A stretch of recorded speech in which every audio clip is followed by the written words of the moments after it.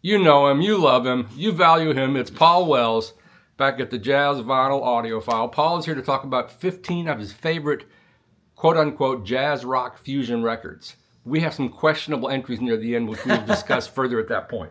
So, Paul, are these, since you're a drummer and I'm a drummer, are these fusion favorites or fusion favorites with great drumming?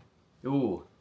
Well, generally speaking. I don't think that I really listen to anything that is great drumming but not great music. You know, I'm not really interested in it if it's not great music.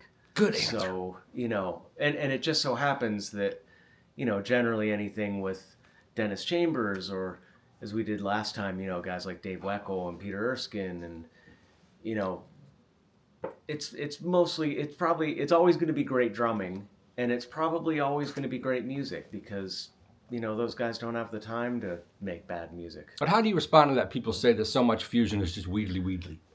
Well, I mean, I guess it's, some people hear anything. I almost feel like you could interpret anything as being self-indulgent. Maybe the act of making art is self-indulgent and at its base. You know, maybe anybody can interpret anything being that way. So, you know, everybody hears things differently. There maybe is music out there that has absolutely no purpose at all except to show off the chops and the technical ability of whoever created it. Maybe, but I honestly know people that are still moved emotionally by that. So that, to me, makes it, you know, maybe it's not great art to me, but it's great art to somebody. So, yeah, I don't know. I think just the act of creating, no matter what your intention, is a positive thing. And, you know, for some people, they interpret it one way, and other people interpret it another way. And that's the beauty of art. Not everything is kind of blue with polite little 4-minute solos. No, certainly not. Nor is everything, I don't know, I mean, not everything. What about, like, classical music? There's a lot of classical music that is designed to show off the virtuosity of a soloist or an orchestra. And that's been music that people find to be very beautiful, very soothing, very exciting, all sorts of things for hundreds of years. That's an excellent answer. You know, has stood the test of time. And if you think about, I don't know, I mean, people always talk about the self-indulgent music of the 70s, prog rock and fusion of the 70s, and then how punk rock in the mid-70s came in as this sort of pure, this sort of savior music. Break. But you could easily see punk rock, you could make the argument that punk rock is just as self-indulgent. I think it's just as deliberate a statement. It's an opposite statement, but it's just as deliberate as I'm going to show you how many notes I can play in. Well, I wanted to start with the great drummer Dennis Chambers. And Dennis was on the scene. He grew up in Baltimore, of course. He was a jazz drummer. Had his, you know, as a kid was listening apparently to Max Roach and Philly Joe Jones and drummers like that.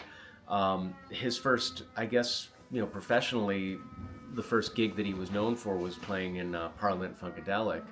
But the gig that really put him on the map, and the series of records that really put him on the map, was in John Scofield's group in the mid-'80s. The first record is called Blue Matter, which I don't have on LP. This is the second one, Loud Jazz. Okay, so this is the stuff that put Dennis on the map. Loud Jazz is the second record that he did with Scofield. Blue Matter is the first one. And then this live record, Pick Hits, which was recorded live in Japan in 1987. This stuff, I mean, it really, it's a perfect vehicle for Dennis, I think, because it's a showcase both of his feel and musicality and also his incredible chops and creativity. He just continues to blow everybody's mind with his technique and his facility and just complete effortless ability on the drums. He is the kind of person that, sometimes you'll hear somebody say about, some famous rock drummer or somebody like that. They'll say like, oh, he's the best drummer in the world. And, people who know drumming will usually kind of laugh at that kind of statement. But Dennis is the kind of person that you could almost make that argument that no one can really play the stuff that Dennis can play. He was so incredibly advanced. He still continues to be so incredibly advanced, just with his incredibly effortless technique and it created a whole language on the kit that is still very, very influential now, nearly 40 years later. These records are such a great example of that, but also it's such incredible groove music. He has such an amazing pocket. I mean, you don't play with Parliament without having like the best pocket in the world. And every note that Dennis plays is right in the pocket and just feels so good. Even when he's playing super fast, chopsies, exciting kind of stuff, it's always right in the groove. And yeah, it's fantastic. So another band and drummer that has always been a favorite of mine is the Yellowjackets, and so they've had a few different drummers, but the big influence for me is Will Kennedy. Will Kennedy is such an interesting drummer. He joined the Yellowjackets around 85 or 86. Maybe 87, but around the same time that Weckl hit, around the same time that Vinny started to really blow up among fusion fans. We talked about those records in one of the previous episodes. And what's interesting about Will is he came a little bit, he kind of came to prominence just slightly after, but what was interesting was that he plays in a similar style or a similar genre, this sort of electric jazz genre, the sort of 80s fusion, a lot of synths, some program, percussion, things like that. But the Yellowjackets and Will had such a different approach to doing the same kind of music that, say, the Chick Corea Electric Band was doing. On the surface, you could define them as the same sort of music, very jazz oriented, very jazz influenced, a lot of pocket grooves, but very, very, advanced sort of jazz language harmonically. But the Yellowjackets, it's hard to explain, I guess. It's hard for me to explain the differences, but there is a really big difference. Maybe more focus on melodicism, maybe more focus on harmony. I'm not really sure, but there's a sleekness to all their stuff. Yeah. Even the earliest stuff with Robin Ford has got kind of a sleek thing. Yeah, I'm not familiar with the earlier stuff. I need to go back and check it out. Ricky Lawson is some of that stuff's killing. Yeah, I need to check that stuff out. But this is a record called The Spin, and this is the first one that I heard. And there is, a lot of beautiful songs. The first tune, Geraldine, is really, really gorgeous. But the second tune, The Spin, is like a fast swing tune. And they did a lot of these kind of grooves, actually, where they would play. It's sort of a cross between a fast swing, but with this halftime, like a little bit of a sort of funky undertow to it. And Will has amazing chops and has really fantastic, like fast jazz tempo ride cymbal chops.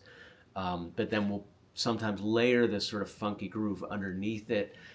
He had a very, very different sound than the other fusion drummers that I mentioned, different sound than Weckl, Vinny, Dennis.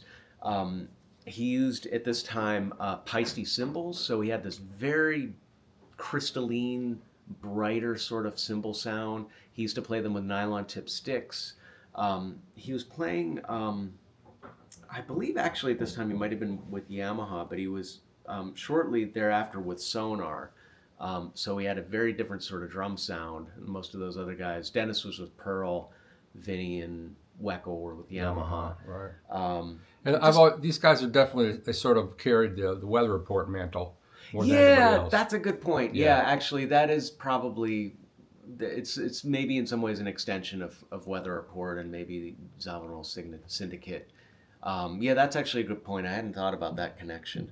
The record after this is called Greenhouse, and that was the first one that they did on GRP. And that one actually, for me, is my favorite Yellowjackets record, and that's the one that was the biggest influence on me. Now, this is the one I happen to have now on LP. I used to have a copy of Greenhouse. It did come out on LP, but oddly, GRP LPs usually sound really, really great. But for some reason, I don't know if it was my copy, but for some reason, my copy of Greenhouse sounded really bad. It was not a well done master for some reason. So I actually got rid of it. I actually just sold it with a bunch of cheap stuff that I was getting rid of at some point. So that's one that I listened to on CD. And also to stress, these all have an 80s theme? Yeah, more or less. There might be something from 79, there might be something from 91, but yes, we are doing, as the previous series we did where we talked about straight ahead jazz as well as some fusion, trying to keep it all to the 80s. So this is sort of post-fusion fusion. It's a second wave of fusion. More interesting that people aren't aware, perhaps. Yeah, I think also, we touched on this in the last series. These are things that I think people are more likely to have seen on CD. I think that a lot of jazz record buyers were switching to CD by this point. I know I wasn't an early adopter by any stretch. I bought my first CD, I think, around 1991. But before that, it was cassettes and then LPs and then cassettes. Next drummer I want to talk about is Bill Bruford. And although we do try to stick to only jazz on Ken's channel, Bill is probably better known as a rock drummer due to his associations with Yes. He's the original drummer in Yes. He was probably the best known drummer in King Crimson. He also played for a year or so with Genesis. Really, really amazing rock drummer, but really a jazzer at heart. I highly recommend anybody who's interested in drumming or probably music in general should read Bill's autobiography. It is one of my favorite music autobiographies. It's really, really well written. He's an extremely gifted writer. And a very funny writer too. I really love his autobiography. And he talks about all of this stuff, of course. He talks about jazz and how important jazz was and is to him. So he had a few different groups, solo groups that were really influential to me. His first solo group was a band that was known as Bruford. It was just called Bruford. And I believe the first record came out, it's called Feels Good to Me, around 77. Sounds right. One of a Kind is the next one, 78 or so, and then Gradually Going Tornado, 79. This is a compilation called Master Strokes. And even though the stuff that for me is kind of the most influential that's on this was actually recorded in the 70s, this compilation came out in 1986, so I'm including it as an 80s record. And if you want to fight me, you know where I live. And it's mostly a best of the Bruford band, but there's also an amazing rendition of the Drum Also Waltzes, which is a solo drum piece that was written by Max Roach. And Max recorded it on his album Drums Unlimited, which is mid-60s. I want to say maybe 66. It's a really incredible solo drum piece where you play basically an ostinato, a waltz ostinato with your feet. And Drums Unlimited, I think? Yeah, Drums Unlimited is the record that it's on. And you play an ostinato with your feet, you play a little theme with your hands, and then you play variations, basically. And Max's version is brilliant, of course. And Bill had a pretty different interpretation of it. And Bill has a very different sort of drum language that he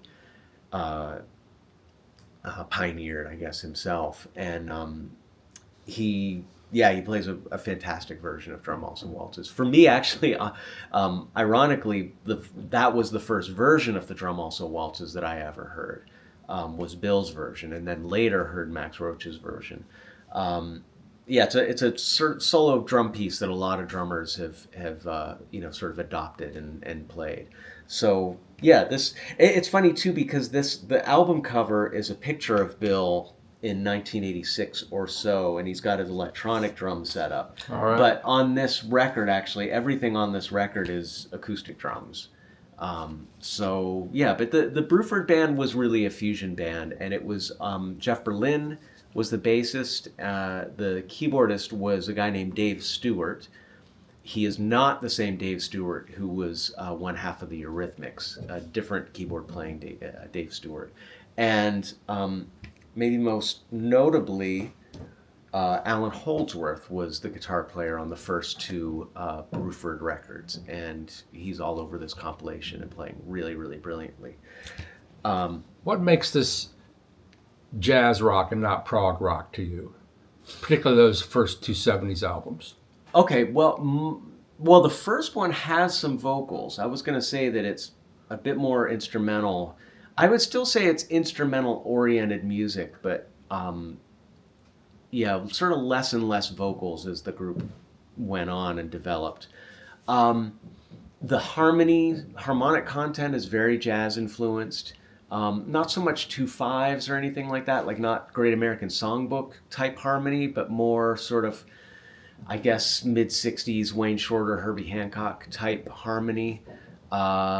And a lot of soloing, a lot of pretty virtuosic, particularly from Allan Holdsworth and Jeff Berlin, soloing over those sort of 60s type changes. A lot of odd times. Bill is absolutely brilliant at playing in odd times. And Bill was the first person that I heard who could play in odd times and play very fluidly over odd times. That's the word for all those guys is fluid. The prog rock guys aren't. Yeah, that could be one of the differences, is that usually with prog rock drummers, and this is not to put anybody down because I'm a massive fan of a lot of prog rock, but a lot of the prog rock drummers, when you hear them play in odd times, like if they're playing in 5/4, just 5 quarter notes per bar, 1 2 3 4 5, 1 2 3 4 5. When I guess a more basic way of playing in odd times would be to play, sort of mark each downbeat. So you're going 1 2 3 4 5, 1 2 3 4 5, 1 2 3 4 5, 1 2 3 4 5, 1 2, and it's very sort of like that. Right, blocked out. Exactly. Whereas Bill and a lot of the more jazz-oriented drummers, jazz-influenced drummers, could play in 5 or any other odd time and not have to mark every downbeat, basically. So they could play more fluidly over it. So the time would be there, but they could sort of phrase around it. And compositionally, a lot of that music is more interesting than a lot of the jazz that was being made then, I think. Yeah, amazing compositions. Yeah, you could make that argument. Yeah, you can make that argument. I mean, I've always thought that people like Bill Bruford, people like Vinnie Colaiuta, people like Dennis Chambers, if they had been born 20 years earlier, they would have been jazz drummers. They would have just gone straight into the jazz scene. That's what, if you were a creative virtuoso, that was where you went. That's where you kind of made your mark. Whereas, other than classical music, maybe some of these people would have been classical writers or something like that. But as far as players, I think they would have all automatically just gone into the jazz world. And coming of age in the late 60s and into the 70s, there were opportunities to play rock, pop, and fusion music that was more advanced and had more space for musicians that were very creative and very virtuosic. Moving along in Bill Bruford's 80s discography, this is a very interesting record, and it's sort of a step towards Bill's next direction, which I'll get to in a minute. But this is a record by a guitarist named David Torn called Cloud About Mercury. And this is on the ECM label. This is an American pressing that I have of this. This was recorded in March of '86, and Bill had after that group, Bruford, that I talked about, had rejoined King Crimson, and around the time he rejoined King Crimson, he had gotten one of the first electronic drum sets made by a company called Simmons. And he used those drums, the electronic drums, mixed in with acoustic drums with that iteration of King Crimson from 81 to 84. They made 3 great records. I'm a huge fan of those records. And when they split up, around the time they split up, Bill started to experiment with a different way of using electronic drums. With King Crimson, he's using electronic drums to make drum-like sounds or percussion sounds. He got into this idea through some of the innovations that Simmons were making with MIDI. And Bill discovered through some of these instruments that he was able to control a synthesizer with his electronic drums. And he had this idea of, what if I use the electronic drums to actually play literal melodies from a keyboard instrument? I hit a pad, an electronic pad, and it triggers a C or a G or whatever on the keyboard. And he found that he could also stack up chords so that he could hit a pad and it would actually play a chord from the keyboard instrument. And he had this amazing idea. I'm a drummer, but I can now actually play melody and harmony from a percussion instrument. And he's doing that on this record. This is the first record where he does this. And it's a pretty open, sort of a typical ECM, sort of spacey, vampy record. It's very cool, actually. Is he playing like rhythms? He is. He's playing these very rhythmic, harmonic vamps. They're almost like something that you can imagine a keyboard is doing on something like a clavinet or some other. It's kind of like quasi-harmonic and quasi-rhythmic at the same time. And this was just sort of the beginning of this, but I still really like this record. But what this led to was Bill's next big project, which was his band Earthworks. So these are the first 2 records by Bill's band Earthworks. The first one is 86 or 87. I think it came out in 87. But what's the title of that one? Just self-titled, just called Earthworks. The second one is from 89 or 90? 89. It's called Dig. This is very unusual to find on LP. This is very common to find on LP. This is a really, really interesting group. Bill formed this group around this idea of playing melody and harmony from his electronic drums. So he came up with some sort of rhythmic, harmonic vamps or chordal ideas, and then enlisted some other musicians to help him write jazz tunes around it. He kind of come back. This is the most jazzy project that he had been involved with. Well, actually, that's not true. He had a 2 duet records with Patrick Moraz, and the second one, Music for Piano and Drums, is actually kind of jazzy. Is this both acoustic and electronic drums? drums? Yes. So he, on this record, generally is playing with a full electronic kit, but with an acoustic snare and acoustic cymbals, and he has a couple little like cowbells and wood blocks and things. But there are 2 drum solos on this that he actually plays on a full acoustic set. So he was kind of using a hybrid, basically, of acoustic and electronic drums. But what's very interesting about this, Bill, of course, being English, having grown up outside of London and still lives there, he enlisted wanting to start a jazz band or a jazz fusion band, enlisted some young British jazz musicians who were sort of getting, some notoriety around the English scene at the time. Most notably, a guy named Django Bates, who is probably better renowned at this point as a composer, but is also a fantastic pianist. But he also played this really interesting instrument called the E-flat tenor horn. It kind of sounds like a trombone. It's basically it's a little bit like a valve trombone, or it's a little bit like a really tiny tuba. It sort of looks like a tuba. It's an odd brass instrument, and you play with valves, and again, it speaks kind of in the trombone range. So he's playing both of those instruments.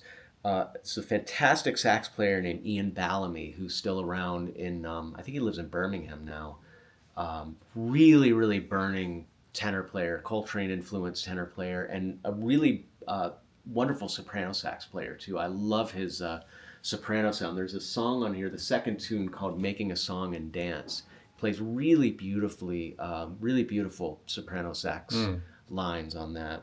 The bassist on the first album is named Mick Hutton, who is strictly an acoustic player. On the second album, he was replaced by a guy named Tim Harries, who plays acoustic bass but also electric bass. So how do these two albums differ in like the styles they pursue? They're pretty similar. I'd say they're very similar. They're really in the same style. The only thing that to me that makes this one stand out is that Bill upgraded his electronic setup to an instrument called the Simmons SDX, which was just more advanced and more sort of sample based. Do these sound dated now? These drums he was using? I don't think so. I mean, these records are such anomalies. Yeah. Anomalies. They don't sound like anything to me. Yeah. It's bizarre, but really great music. You have these young English jazz musicians who were kind of towing the line between, if you think about the jazz that was happening at the time for young musicians, it was mostly dominated by Wynton Marsalis, Branford Marsalis, right, Terence Blanchard. This sort of, at the time, what was seen as a bit of a quasi-retro style. Although I think we talked about this when Young Lions. We talked about those when we talked about Jeff Watts. We talked about those early Wynton and Branford records. I don't think that they were. I mean, to me, they still sound pretty cutting edge. Those guys are pretty burning. It's all the other amazing, people, yeah. It's all the other people that came up. Yeah, around, the lesser known guys who they pegged who couldn't play as well as those guys. And also they, I think there was a lot of really great writing happening from both of the Marsalises. I agree. And so that stuff was in the air, but also these guys grew up in England. So they grew up hearing has a very different British kinds of sensibility. Stuff. I guess so. Yeah. Although I'm not entirely sure what that means, but it just means it's different. It's very, very unique. I know you can kind of peg the stuff that Ian Bellamy writes in this band, because he writes a lot of stuff with very, I suspect, there are certain things in both of these records with very Coltrane and Michael Brecker influenced lines. That both of, Coltrane and then Brecker had this very particularly harmonic way of writing and playing lines, and I think Ian Bellamy was very influenced by that. And you hear some of those things in the writing, which I love to hear. I think it's actually very cool. And I wanted to mention this one too, as something directly related to the Earthworks band, because this was a band that Django Bates and Mick Hutton were a part of before Earthworks. It's a band called First House, which recorded a couple records, maybe 2 or 3 on ECM. Right around the time, this is probably the record that Bill heard these guys, particularly Django Bates. Django just plays piano on this. This is probably where Bill heard about Django. I don't know that record at all. Yeah, this is a cool band. The great Martin France, who passed not that long ago. That's the drummer? Is a drummer on this, yeah. And a saxophonist named Ken Stubbs. An all-British band, I believe, although this was recorded at Rainbow Studio in Oslo, where a lot of the ECM stuff was recorded in the 80s and 90s.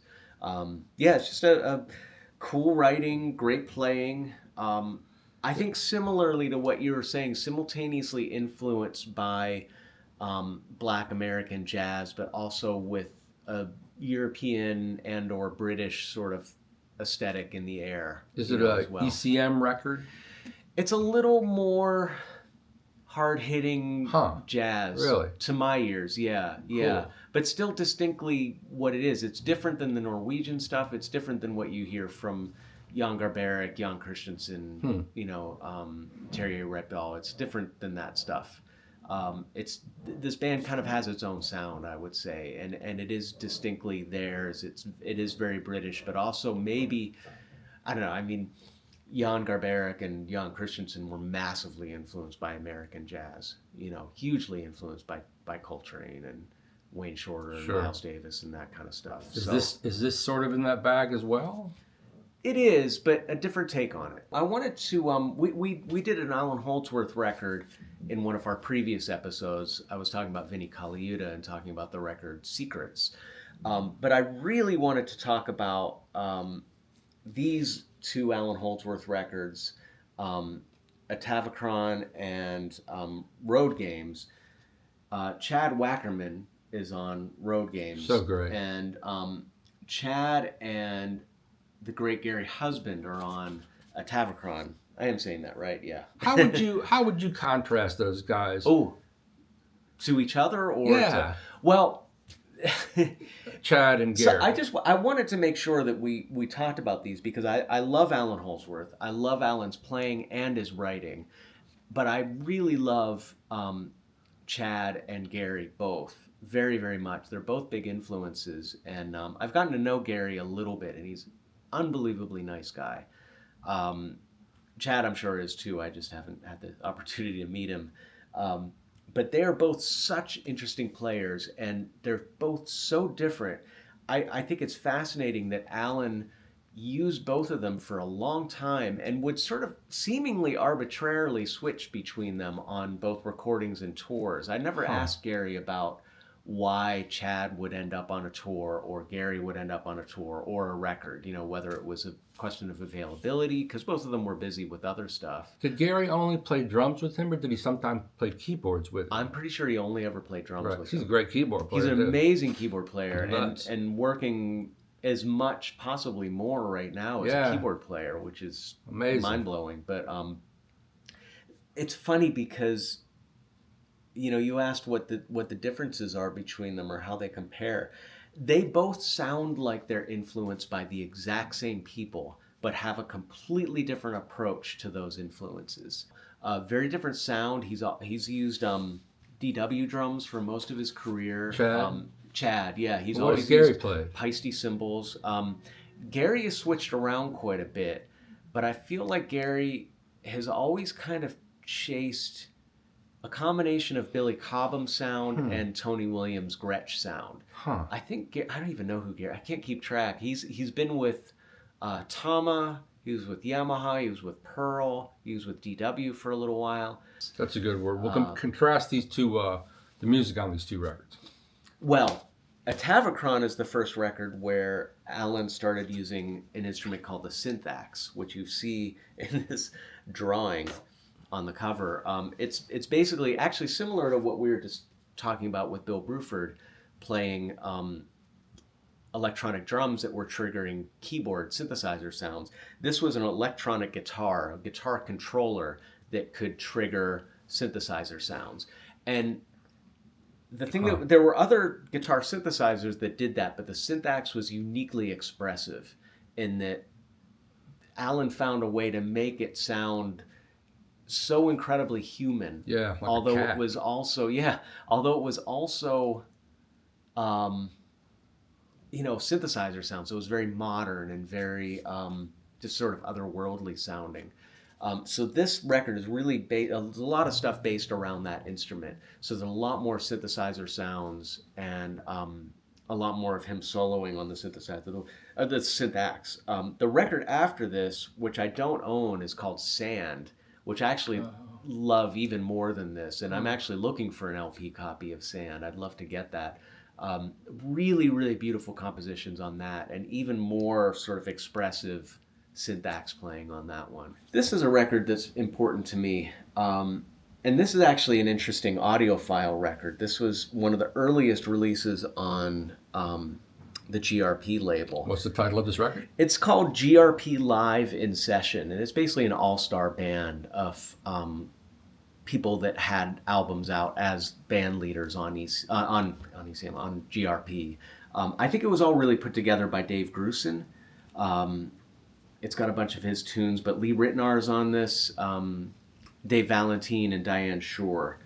And what's interesting is the rhythm section is Abe Laboriel Sr. on bass. Drummers may know his son, Abe Laboriel Jr., is an amazing drummer who's been with Paul McCartney for a long time. But his father, Abe Sr., is a brilliant bass player who's in the studios all the time in the 70s and 80s. And a drummer who's unfortunately not well known these days named Carlos Vega. And Carlos sadly passed in the mid 90s, I believe. But he was a really, really amazing LA based studio drummer, but he was also, speaking of, we mentioned James Taylor earlier, he was James Taylor's drummer for a long time. Great feel. Yeah, man, what an incredible feel. And I actually just recently discovered that he played with Freddie Hubbard for a little while in the 70s. Wow. There's actually a couple of videos of him, Really? believe it or not, playing with Freddie Hubbard in the Wow. late 70s, I believe, and playing his ass off. But this record's important to me. As I said, it's an audiophile record. This was really, really beautifully recorded. It was recorded in a studio, but with a small audience. Huh. It's really, really beautiful sounds, and the drum sound is fantastic. And Carlos always got a fantastic drum sound. And there's a solo on here on a tune called Oasis, which is sort of a Dave Valentine feature.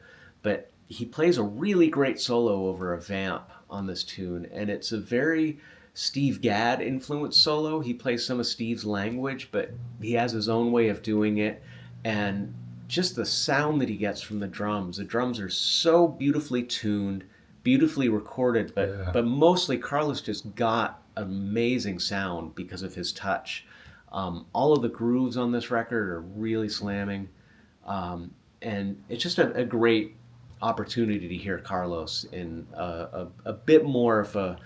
I mean, you should hear him with James Taylor too, but it's a bit more opportunity for him to stretch and play a little more. The solos on YouTube are just killing. Yeah. Well, you might have seen this because this was videotaped as well. So beautiful. And this whole concert, I think you could see on YouTube, including the solo on the tune Oasis. Yeah, man, that's what I'm so talking beautiful. about. So speaking of records that were important to me when I was young, and also drummers that are not really that well known, this is an interesting Chick Corea record called Again and Again.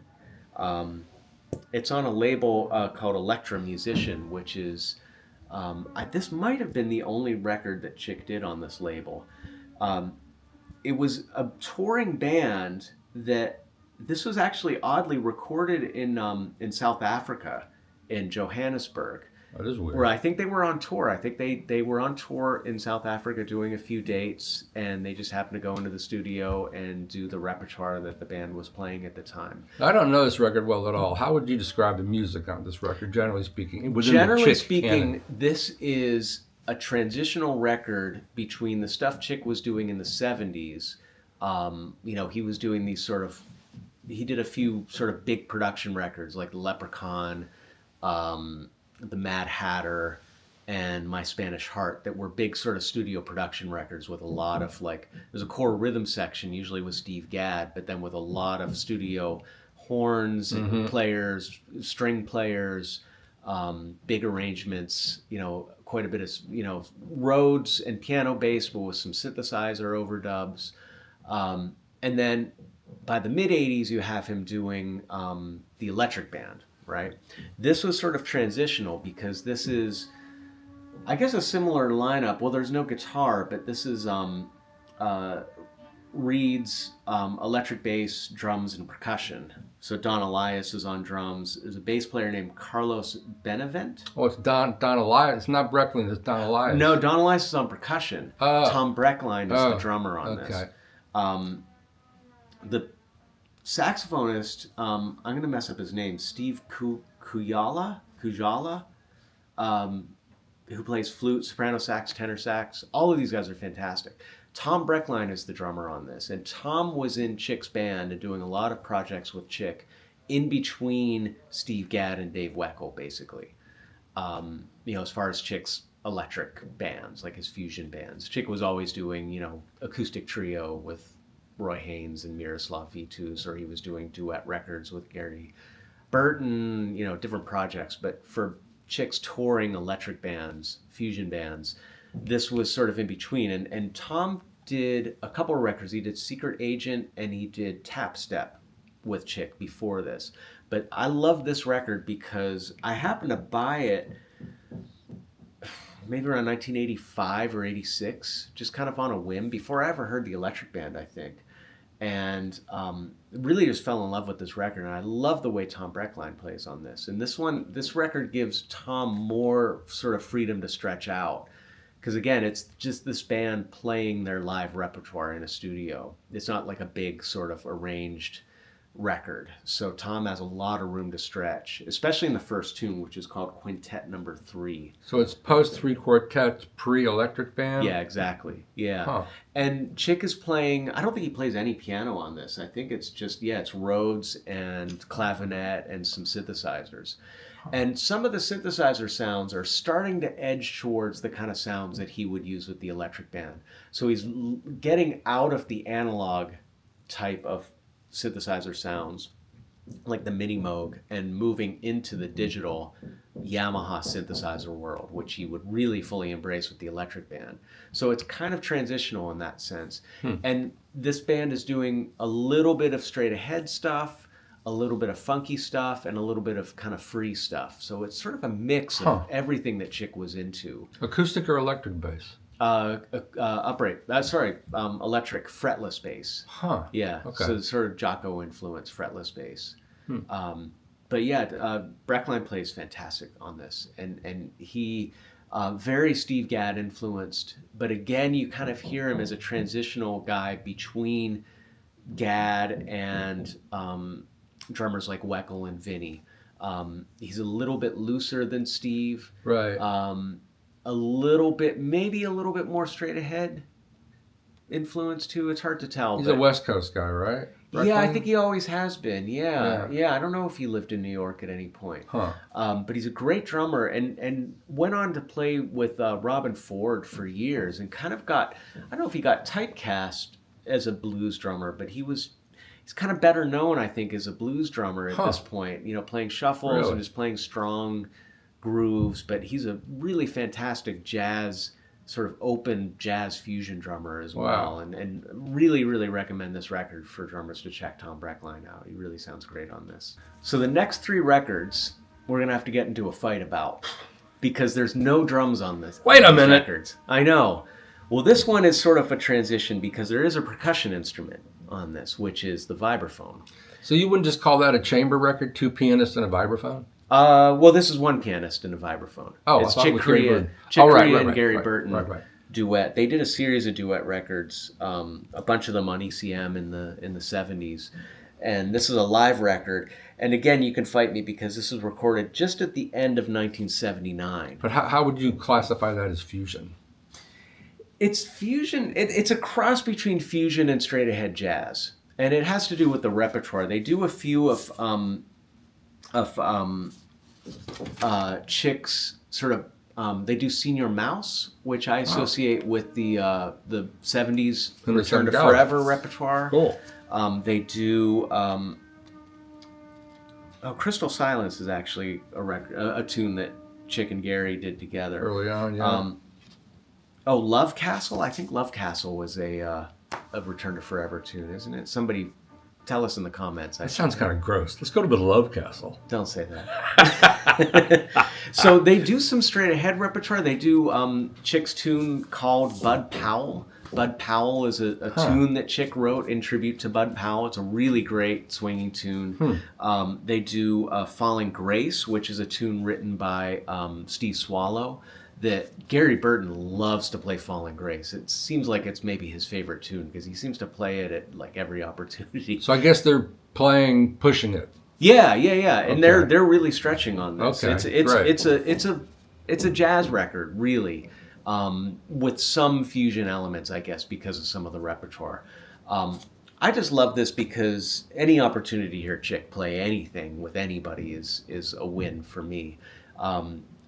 I really love Gary's playing. I love the way they play together.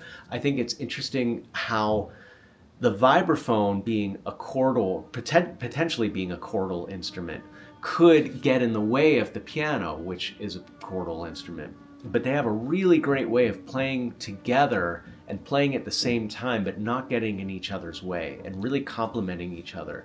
And just the sound of the vibes and the sound of Chick's piano, the touch that Gary has on his instrument and the touch that Chick has on his instrument, it just blends perfectly. It's just such a beautiful sound, the two of them playing together.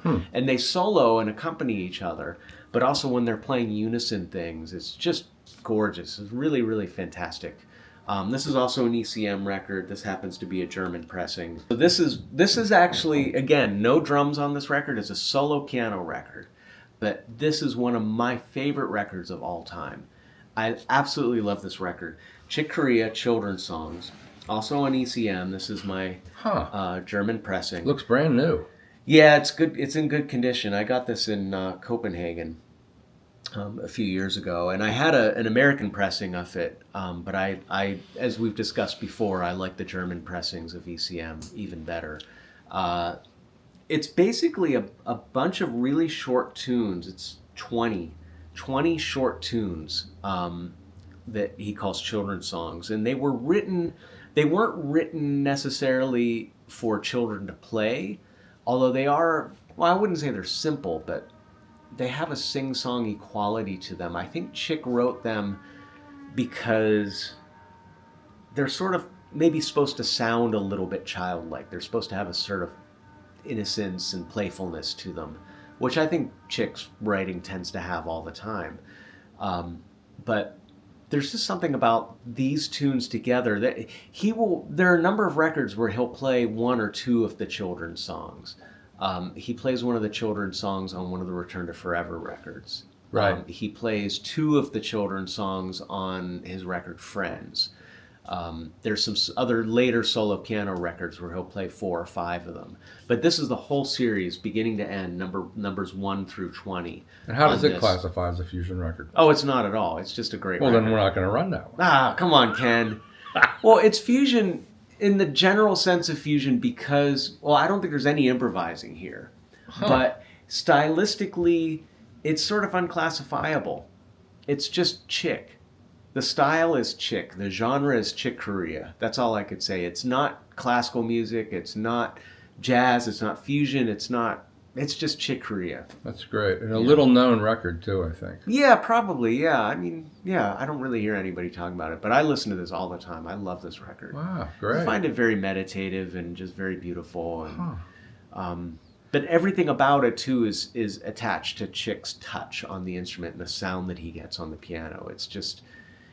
somebody else could play these. Like if Brad Meldau played these note for note, because you can buy a book with, the manuscript of all of these.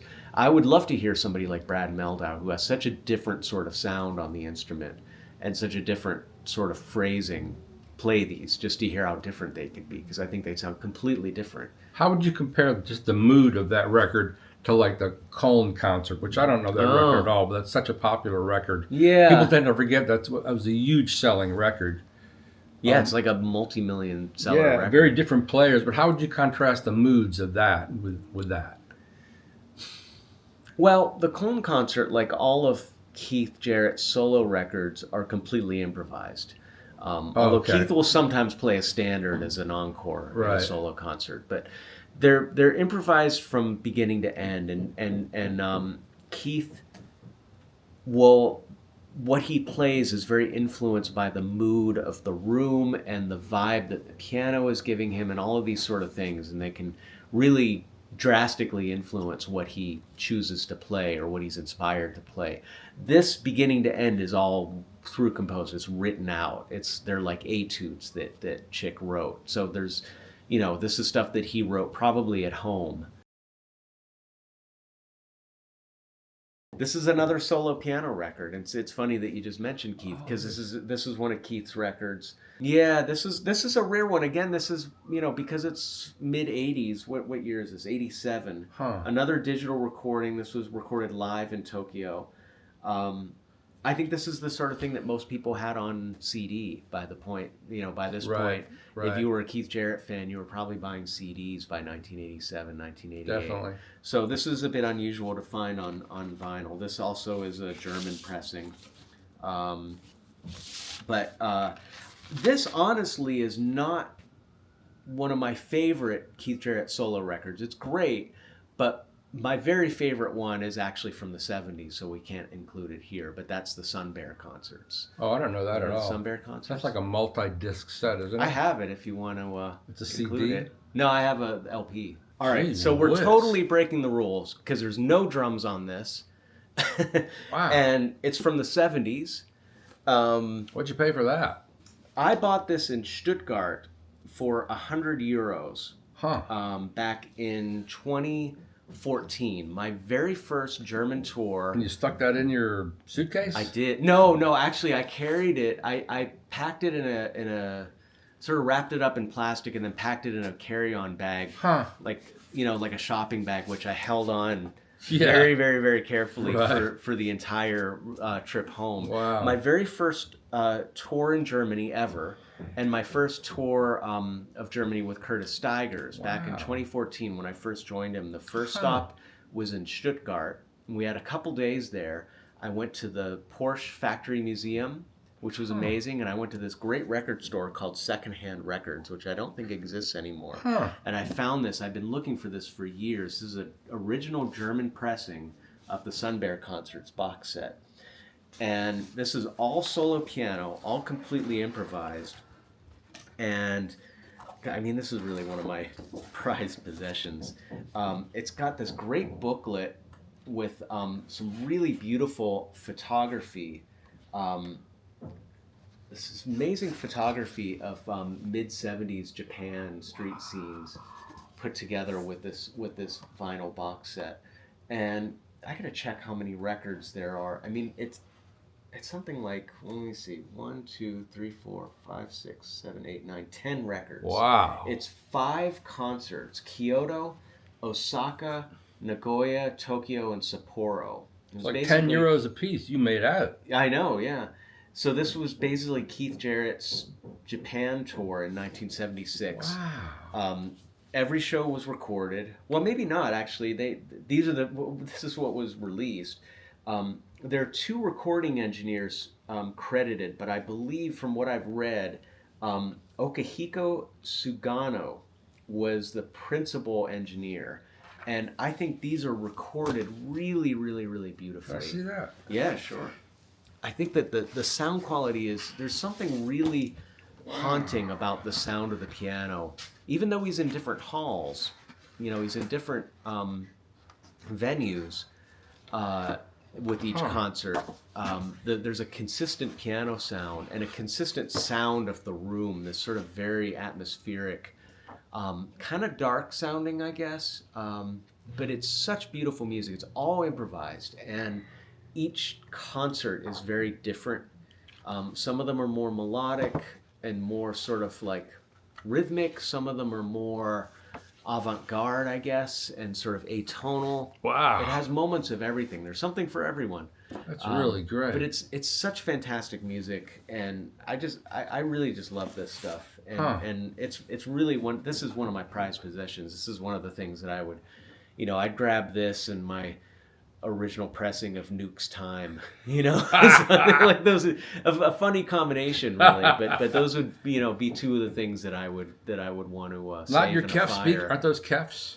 The Kef, yeah, I love my Kef speakers, but they're easily they're easier to find than this. I've to be never honest, seen that. yeah, Very cool. Yeah, Have you been to Japan? I've asked this before. A long time ago. The one and only time I was in Japan was in 2005 with a rock and roll singer named Marion Raven. I did a tour over there with her, and it was incredible. It was one of the highlights of my life. I'd love to go again. So if anybody needs a drummer for their Japanese tour, I'm available. Oh, if anybody needs a janitor to clean up after Paul's tour with the Japanese let's go, singer, man. I'm there. Come on now. Thanks, Paul. That was great. You're welcome. Sorry, we kind of veered off into a funny tangent towards the end with some non-drummer stuff and non-fusion stuff, but I don't care.